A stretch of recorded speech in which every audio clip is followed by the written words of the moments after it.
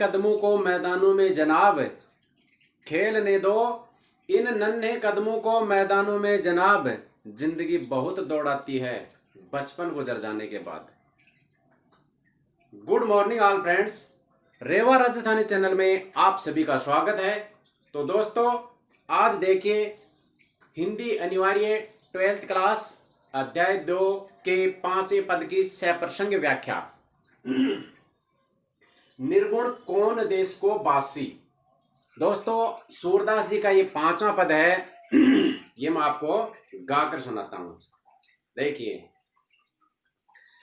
निर्गुण कौन देश को बासी, निर्गुण कौन देश को बासी।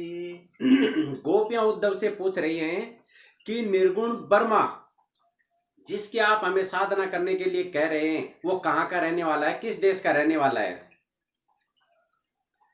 निर्गुण कौन देश को बासी, मधुकर हंसी समुझाए सोह दे, मधुकर हंसी समुझाए सोह दे, बूझति साचन हासी।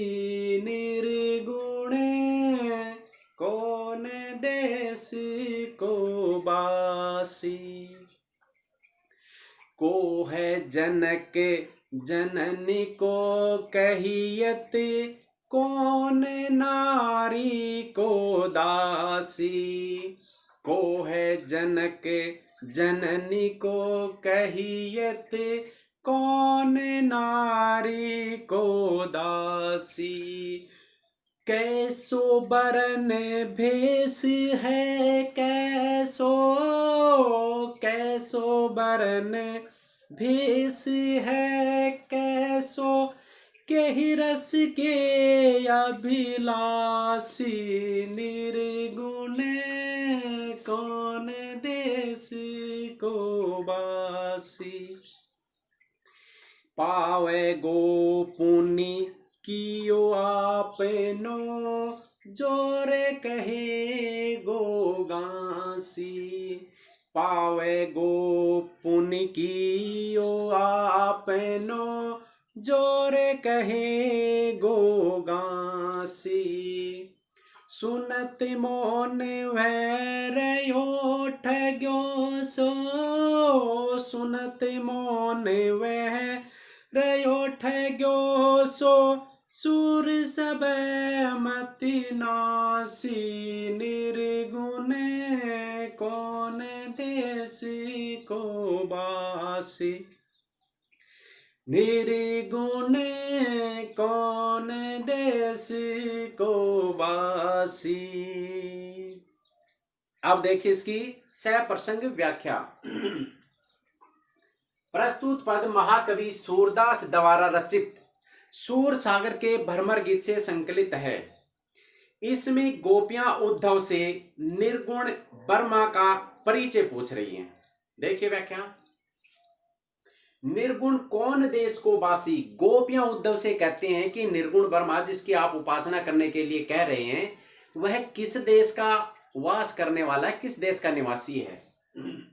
मधुकर हंसी समुझाए सोह दे, बूझती साचन हंसी। कि हे मधुकर, हम हंसकर यानी कि मुस्कुराकर और मधुकर यानी कि उद्धव को सोह देकर, सौगंध देकर बूझती हैं कि आप हमें सत्य बताओ, हम आपके साथ हंसी या मजाक नहीं कर रही है। को है जनक कि निर्गुण वर्मा का जनक यानी पिता कौन है। जननी को कहियत, और कौन उसकी माता है, किसी ने उसको जन्म दिया है। कौन नारी को दासी, कि कौन उसकी स्त्री है और कौन उसकी दासी है। निर्गुण वर्मा के बारे में, उसके परिवार का हमें परिचय दीजिए। कैसो वर्ण भेष है कैसो, कि कैसा उसका रंग रूप है, कैसे वेश धारण करते हैं। के ही रस के अभिलाषी, और किन किन रसों के अंदर रुचि लेते हैं, उनकी इच्छा किन किन रसों में है। पावे गो पुनि कियो आपनो, पावे गो पुनि में अनुप्रास अलंकार है। पावे गो पुनि कियो आपनो, जोरे कहे गो गांसी। अगर तुम हमसे झूठ बोलोगे तो आपकी करने का फल आपको ईश्वर जरूर देगा। अगर आप हमसे झूठ बोलोगे तो, जोरे कहे गो गांसी का अर्थ होता है झूठ बोलना। सुनत मौन वह रहो, गोपियों की ये तार्किक बातें सुनकर उद्धव है मौन हो जाता है और ठग्यासा जाता है और उनकी तरफ देखता है। सूर सबे मति नासी, सूरदास जी कहते हैं कि उद्धव की जो बुद्धि थी वो नष्ट हो गई, यानी कि गोपियों के किसी भी प्रश्न का जवाब देने में उद्धव वो असमर्थ हो गए। देखिए इसका विशेष साहित्यिक ब्रज भाषा का प्रयोग हुआ है। इसकी भाषा ब्रज भाषा है, शैली व्यंग्यात्मक और परिहासात्मक है, यानी कि उद्धव के ऊपर व्यंग्य क्या है और परिहास भी क्या है।